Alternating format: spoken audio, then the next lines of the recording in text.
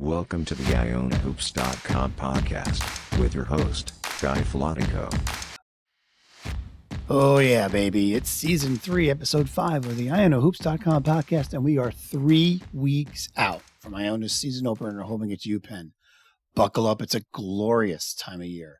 And I've got you covered big time in this episode. This past weekend, we got a chance to see the team at Meet the Gaels, and I'm going to share my takeaways regarding every player on the roster. What else?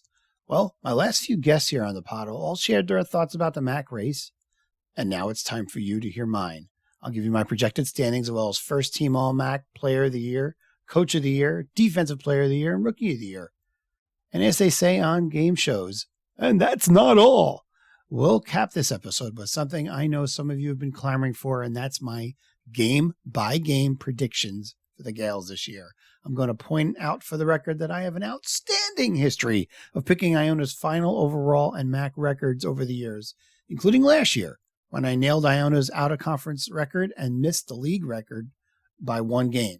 So I'll take a walk through our full slate with my takes on every game, leading up all the way to the MAAC tournament. But first, let's take a walk through some Iona Iotas.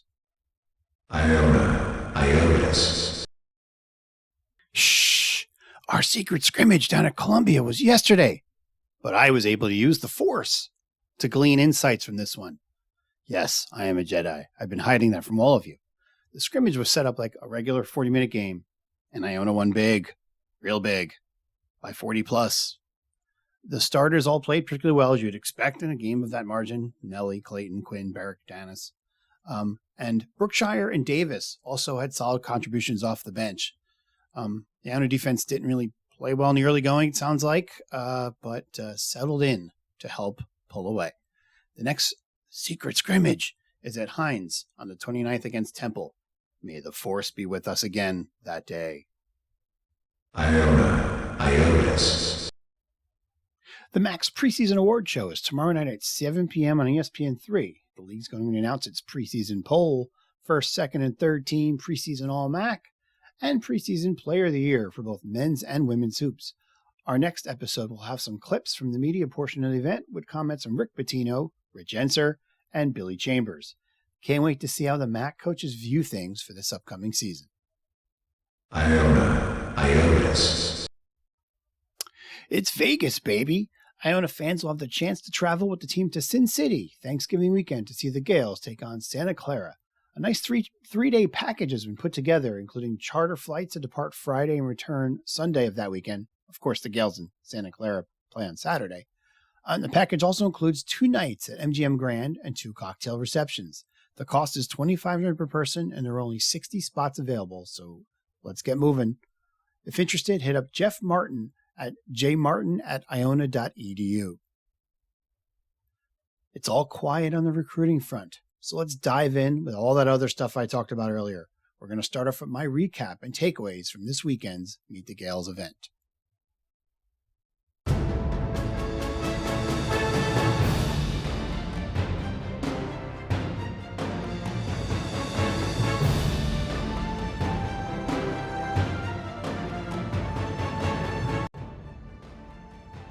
Well, as always with open practices and internal scrimmages, you have to take whatever you see with a grain of salt.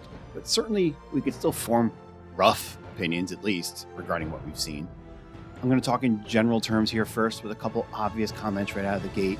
The team, of course, looks quite big, quite fast, and quite athletic.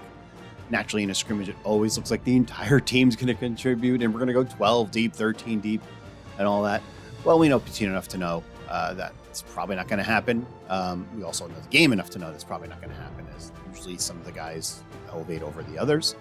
I assume we'll see probably maybe 10, even up to 11 guys in a normal rotation early on, and that might even be cut down to more like 8 or 9 as we go later in the season. Who really knows? We'll have to see. It's really going to depend on the development of the new guys and how they gel with the current roster. A couple quick notes. Overall notes. Wasn't really blown away by either the 3-point shooting or the free throw shooting. So those are things we're going to have to keep an eye on in my mind as the games get going for real. And as we know, we're going to be tested early and often throughout November and December. So this team's going to need to gel right away if they're going to even approach what we saw last non-conference season. So let's get into individual takeaways with the players now. And we're going to start with the returnees. Start with Nelly Jr. Joseph. He did a lot of Nelly things. He finished well at the rim. He was actually pretty darn good on the defensive end as well, with some blocks and even some steals. Did not look particularly sharp from the line, which is something to monitor. He's almost certainly going to lead our team in free throw attempts this season. I mean, he's really got to hit 70% this year from the line. He has to. So we'll see how he does, but certainly he looked really, really sharp.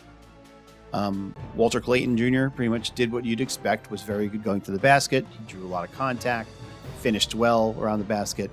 Did not see much in the way of passing from him in general, and he was only so-so from shooting from deep in this one. He also didn't appear to do too much on the defensive end, and this again is going to be critical to this team's success. He must do a better job preventing opponents' dribble drive this season on the whole, or the whole thing breaks down on that end of the floor. And we saw that again a lot in February and March last year. Barrick John Luis was Barrick. He had steals, he had blocks, a couple plays on offense around the basket in terms of tip-ins. You guys know how I feel about him by now and how his reduced minutes down the stretch last year impacted this team in my mind. I'm hopeful he plays starter minutes this year, and that may depend on the development of the younger guys as we go, but really, he changes the game on the defensive end, and I hope he plays a whole lot. Quinn Slazinski seemed to be a bit more aggressive on both ends and even on the glass.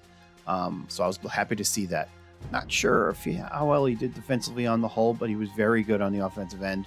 He needs to get a little more Van Eyck-ish on both ends in my mind in terms of the way he passes on offense and finds open guys, and also just, again, how he holds up defensively.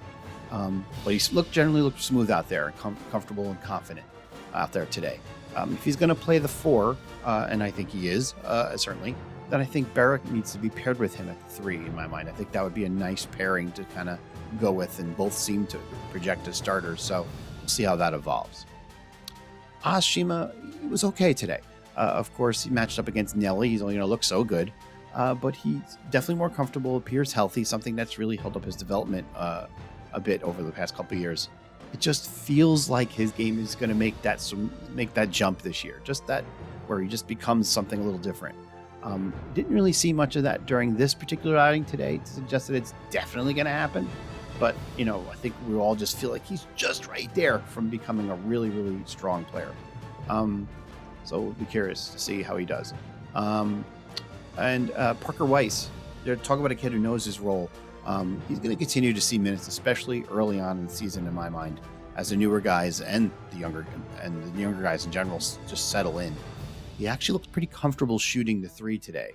And if he can make a couple more than last year, then it really actually justifies him being out there a little more, because the rest of his overall game is actually good enough to see the floor. It's just that he never really looked to shoot last year, and so it's almost like playing 4-on-5 on that end. So let's see if he looks to shoot more when he does get minutes this year. All right, let's shift to the new guys. We're going to start with Sadiko Ayo. As we know, he had injured his right knee quite a little ways back. Did not participate, but good news. Rick Pitino said he's expected to rejoin the team in 2 weeks. So that would give him a little bit of window there to get into playing shape in time for the season opener.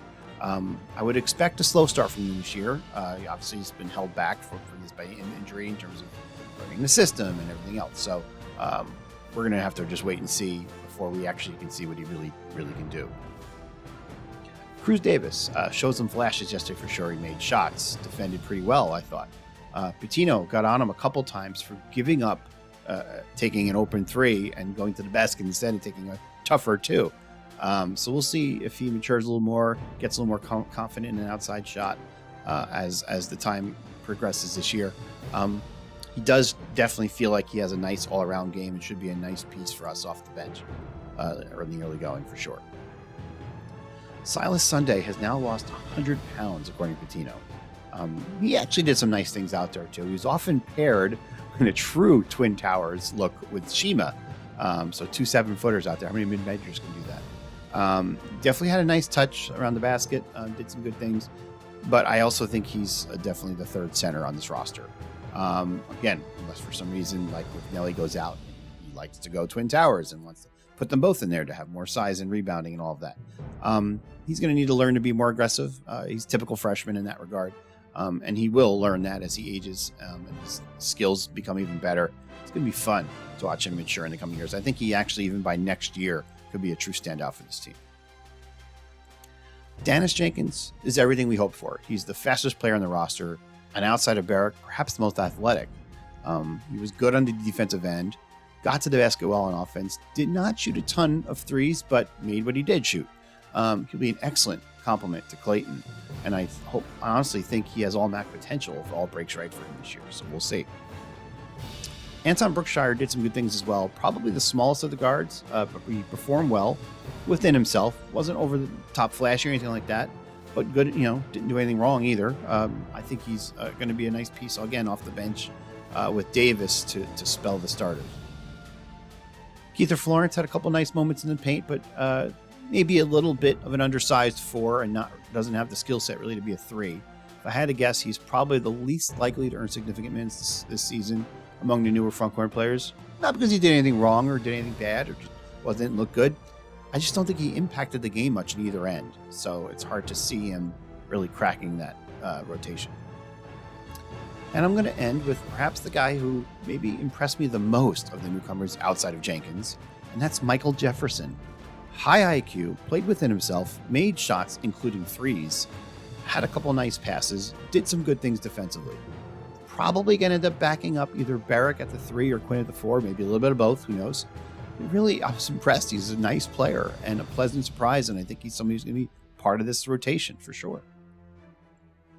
So that's everyone. And one thing I liked about the scrimmage is that there were 3 refs out there, and they call things in true game-type conditions. So touch fouls, travels, everything else were called true, which I really don't recall seeing too often in past scrimmages. They were just, offensive showcases. But hey, refs or not, this team has tons of talent and athleticism and size.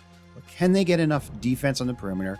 Can they make free throws? Can they get to a decent 3-point shooting percentage as a team?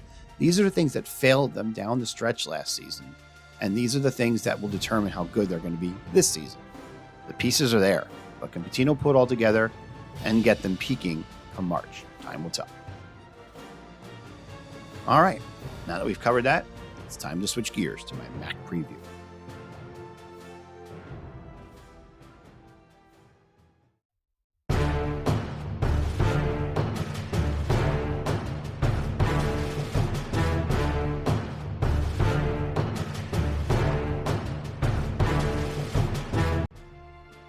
We all know the MAAC is one of the most entertaining mid-major leagues in the country in terms of parity and expecting the unexpected, from the random regular season upset to a team reaching the Elite Eight.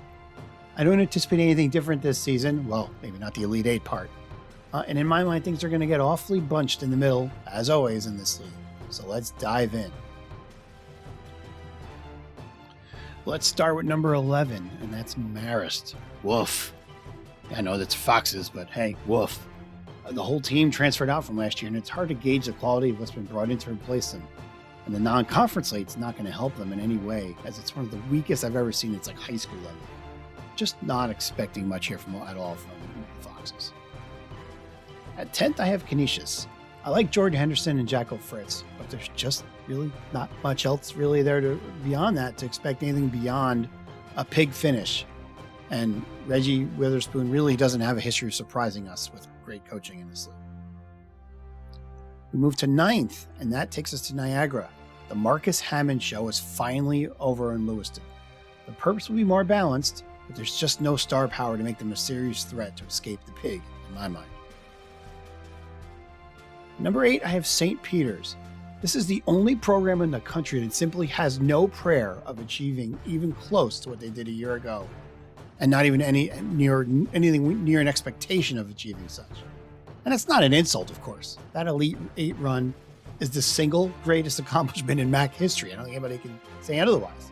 The Peacocks lost a ton to transfer after Shaw bailed for Seton Hall, but new coach Bashir Mason, who did a heck of a lot of winning at Wagner, brought in some proven D1 talent.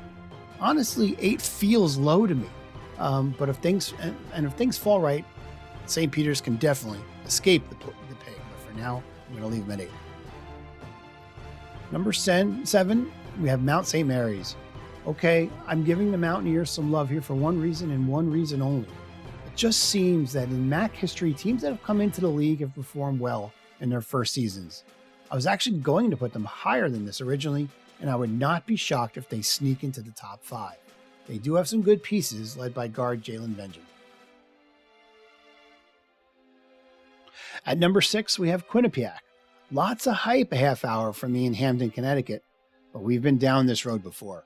Baker Dunleavy is a good recruiter. He's actually a really good recruiter, but he just hasn't gotten the talent to translate to a high MAAC finish, and I'm not willing to give him the benefit of the doubt here, especially with just not a lot proven in the paint to replace recent departures and losses. Baker's teams just generally don't defend, and there actually seems to be enough offense in the MAAC this year to keep the Bobcats from being anything more than a threat to crack the top 5. Number 5 is Manhattan. Here we go again. The Jaspers are loaded on paper, but can Steve Mazziello translate that to victories? Having one of the best 2 or 3 players in the league in Jose Perez won't hurt his chances, and neither will having Ant Nelson returning in the addition of Hofstra transfer Omar Sevillero. Let's see if the Jaspers can indeed crack the top 5 like so many have predicted. Number 4, we've got Fairfield. I was high on the Stags last year and it burned me, but maybe they were just a year away. Maybe. I don't know. I really like Jake Wojcik, and Supreme Cook is one of the best bigs in the league that doesn't have a ton of great bigs. Let's face it, it's that. How good transfers Khalib Fields from Bowling Green and Bryson Goodine from Providence, how good they really turn out to be, will likely determine whether they can hit these higher expectations this year. Number 3 is Siena. All right, it's really good that I don't pay for studio time to record this podcast, because this is literally the 8th take now that I'm trying to do this without laughing. I don't know why I'm finding it so funny that I've seen a third. All right, I had to stop that one to continue another take, so this is really number 9. Anyway, this is the first time it's ever happened. This is true amateurism here on this podcast, that I've had to take 9 takes just to talk about Siena. Finishing 3rd. I don't get it. Anyway. All right. So anyway, it's funny because I don't like Carm. You guys all know that. But he wins. He simply wins. Every year we look at this roster and like, ew. Oh. And then you look up and he's got the Saints in the thick of the league race anyway. And now he has one of my, again, favorite players in the league in Javi McCullum. With him an effective big, Jackson Stormo back, that's a good start. And now we'll see on the health of a couple other guys on that roster that can really shape this team into a really serious threat. See? I don't hate Siena. It was Gale Force, I swear. All right, we're going to try this again. Number 2, I have Ryder. I was very high on Ryder last year. Thank you. I know. And they didn't prove me right until the very worst possible time in the MAAC quarters against my Iona Gaels. I've joked all off season that I would pick them first entering this year, but this year this was going to have to do for you numbskulls. Dwight Murray is one of the top 3 players in the league, and Alan Powell's no joke either. And they return other parts from last year and also bring in transfers Tariq Ingram from Wake Forest and Alan Bertrand from URI. Both of these guys could be impact players in this league. Ryder's the real deal, folks. I would be stunned if they don't finish in the top 3. And number 1. So Iona's been like a unanimous pick to finish first everywhere, and given the talent returning and the talent coming in, as well as that, guy on the bench coaching, how can I possibly not pick Iona first here on the IonaHoops.com podcast? But I will say this. Iona won this league by 3 games last year, swept the number 2 team, St. Peter's, and I don't have to tell you how the Peacocks took advantage of the Gaels' early exit in Atlantic City.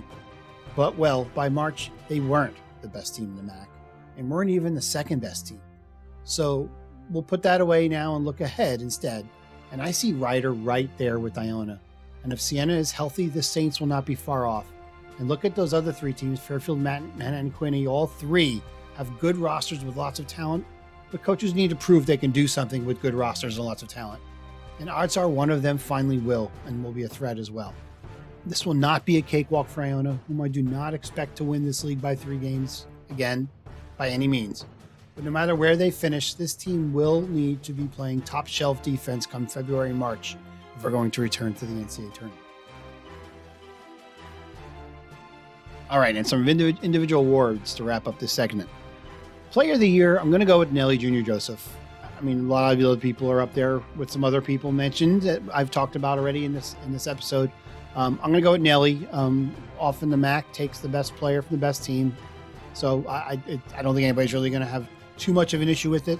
So I'm going to go with Nelly here. The rest of the first team will be Jose Perez, Dwight Murray, Javier McCollum, and Supreme Cook. Maybe a little bit of a slight surprise on that last one. Coach of the Year will be Rick Pitino if Iona wins this league by a minimum of 2 games. Probably maybe need to win by 3. Otherwise, it's either going to go to Baggett or Carm. That's my feeling on that, depending on how close they finish to Iona. Defensive Player of the Year. Publications are picking Nelly to win this award because, let's face it, I think he's the highest returning block rate in the league and all of that. He's not even the best defensive player in Iona. So I don't get it. Defensive Player of the Year is Barrick. And if he doesn't win it, something's really, really wrong. Okay, Newcomer of the Year. There's so many potential candidates. I'm not even going to pick one guy. I'm going to take an approach that seems to have worked in the past. I'm going to take one of Marist's guys. Don't even know who. Somebody from Marist. Because they've lost so much. Odds are one of these guys will come in and average like 12 points a game. So somebody from Marist is going to be the Newcomer of the Year in the MAAC. Sixth man, I'm going to go with Oz Shima. How about that? I don't think he's going to crack our starting 5.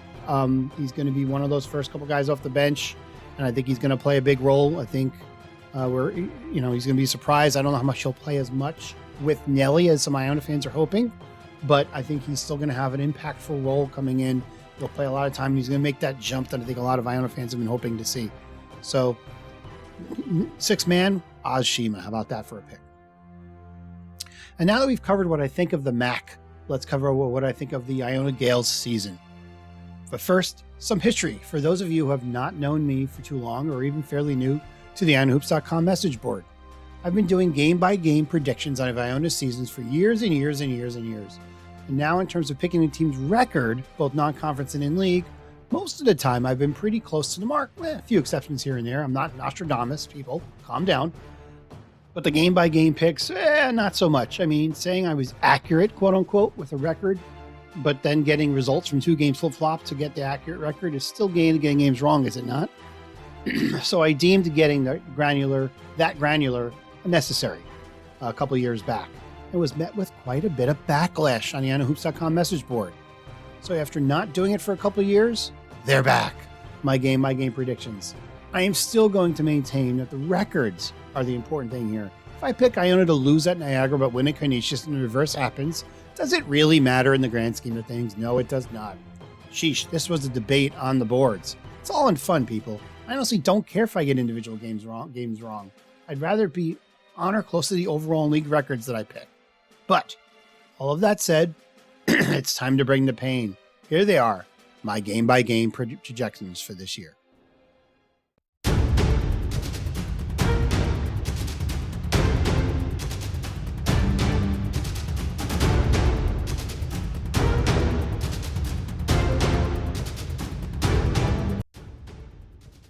All right, season opener, November 7th at home against Penn. Penn is an Ivy contender. They're going to be one of the favorites in the league, so the Gaels are going to be tested. But this is not where Iona's home unbeaten streak ends, starting off 1-0. November 11th at Hofstra. Pride lost some horses, but this is a true road game in non-conference rarity in the Bettino era, it seems like. We're going to lose this one, 1-1. November 18th, Vermont at Mohegan. The Catamounts are actually going to be missing a key player to injury, so I think the Gaels are going to win this one. 2-1 record. November 26th, Santa Clara and Vegas. Per Haslametrics, Santa Clara is one of 5 programs in the country that has improved its rating each of the past 5 seasons. And this is a long way to go for one game. I think we lose 2-2. December 2nd versus Niagara, opening up MAAC play at home. No Hammond, no problem. Win, going 3-2, 1-0 in the MAAC. December 4th versus Canisius. Again, per Haslametrics, Canisius is one of the 5 programs that has gotten worse each of the past 5 seasons. Spoon is on the hot seat. It's a win, 4-2, 2-0. December 6th at home versus St. Louis. Iona, it will desperately need a marquee win to make some noise nationally. This will be it. Win, 5-2, 2-0 MAAC. December 11th, St. Bonaventure at Barclays. Was any team destroyed by as much as St. Bonaventure? Win, 6-2, 2-0 record. December 13th, Princeton at Keene University. Strange neutral site location to play a pretty good team. And there's going to be more Tiger fans there than Gael fans. Feels like a letdown game to me. Loss, 6-3, 2-0 in the MAAC. December 18th at New Mexico. One of the toughest games on the schedule. Loss, 6-4, 2-0 in the MAAC. December 22nd, SMU in Hawaii. First round of that tournament. Will the Mustangs be pissed we stole Tyson Jolly? Sure, why not? Loss, 6-5, 2-0. The 23rd, December 23rd, Utah State or Seattle in Hawaii. With the L versus SMU, we're going to figure we're going to see Seattle here and win 7-5. Christmas. Either George Washington, Washington State, Pepperdine, or Hawaii in Hawaii in what would be the 5th place game. Gaels are going to be settled in by now, comfortable, no more jet lag, anything like that. It's a W, regardless of the opponent. 8-5, 2-0. Happy New Year, January 1st versus St. Peter's at home. This ain't the Elite 8 bunch. Win, 9-5, 3-0. January 6th at Marist. The Foxes lost insane amount of talent to call to win, 10-5, 4-0. January 8th at Quinnipiac. This is the beginning of a tough stretch. Loss, 10-6, 4-1. January 13th versus Fairfield. Hines is kind. Win, 11-6, 5-1. January 13th versus Ryder. Hines is kind, part 2. Win, 12-6, 6-1. January 20th at Manhattan. We won't win this game unless Barrick is on Perez for like 40 minutes straight. Loss, 12-7, 6-2. January 27th at Siena. Let's face it, this is Siena's Super Bowl, and even more so for their fans. Loss, 12-8, 6-3. January 29th versus Quinnipiac. Payback to Baker's boys. Win, 13-8, 7-3. February 3rd versus Mount St. Mary's. Welcome to the MAAC. 14-8, 8-3. February 5th at Fairfield. Stag's new arena is going to be rocking for this one. Loss, 14-9, 8-4. February 10th at Canisius. The loss to the Stags is going to refocus the Gaels for the Buffalo trip in the stretch run. Win, 15-9, 9-4. It's February 12th at Niagara. See above. Same reasoning. Win, 16-9, 10-4. 17th, February 17th versus Manhattan. No sweep from Mazziello. Win, 17-9, 11-4. February 19th at St. Peter's. Bash Mason will have the Cox good soon, but not just yet. Win, 18-9, 12-4. February 24th at Mount St. Mary's. First visit down there. Win, 19-9, 13-4. February 26th at home versus Siena. Let's do harm to Carm. Win, 20-9, 14-4. March 2nd. It's time, people. It's March. Versus Marist. Let's get those subs some run. Win, 21-9, 15-4. March 4th at Ryder. I'll say it. This one could have first place on the line. Loss, 21-10, 15-5. And then the MAAC tourney opens Tuesday, March 7th and runs to Saturday, March 11th. So there you have it. I have the Gaels going 21-10 overall and 15-5 in the MAAC. Now, if you take a peek at the IonaHoops.com message board, you're going to see some loftier projections than that. Maybe much loftier. And some of those folks will not be happy with my takes. Sorry, dudes, but I have the power of objectivity And I have the microphone money. Start your own podcast if you have a problem. And I think the road through the non-conference slate in particular is going to be on the bumpy side. This team is younger than last year and will not have had the advantage of playing together since August, like last year. But I also think this team will be in a better place mentally come March in Atlantic City, when honestly is going to be looked at as a must-win setting for Rick Pitino. As odd as that sounds given his career and given that he's at Iona. Yep, yeah, I know, he's a Hall of Famer and he's one of the greatest basketball minds in the history of the universe. But 2 straight seasons as a 1 seed, ending with an upset in Jersey, will not sit well. Iona fans are a spoiled lot, this I cannot deny, as I am among them in that regard. And if Iona is the 1 seed, Gael Nation will go into the tourney expecting to win because that's what we know. And that's what Tim Cluess did all those years in a row. Will it happen? I mean, hey, I have no reason to expect that we won't win the tourney, just like all other Iona fans. But yeah, some Iona fans are thinking much loftier than I am during the season itself. Some people thinking 25 wins or more like 17 or more conference wins, total domination. I just don't see that. But that doesn't mean I don't think we will win in March. I do think we will win in March. I just think the ride to get there was going to have more bumps. That's all. So fire away on the board and on Twitter with your feedback and with your own predictions. It's always fun to see how everyone views these things. Oof. It's a lot of work not having guests. I hope you guys enjoyed my extensive solo preview of the MAAC. Don't worry, we've got lots of guests moving forward. And would you believe in our next episode, we'll be previewing our season opener. Catch you then. Go Gaels. Thank you for listening to this edition of the IonaHoops.com podcast. This podcast is a production of IonaHoops.com and its publisher Guy Filatico. The opinions shared during this podcast are those of Guy Filatico, IonaHoops.com, and any featured guests. This podcast is not affiliated with Iona University Athletics or the university itself. Thank you for supporting IonaHoops.com.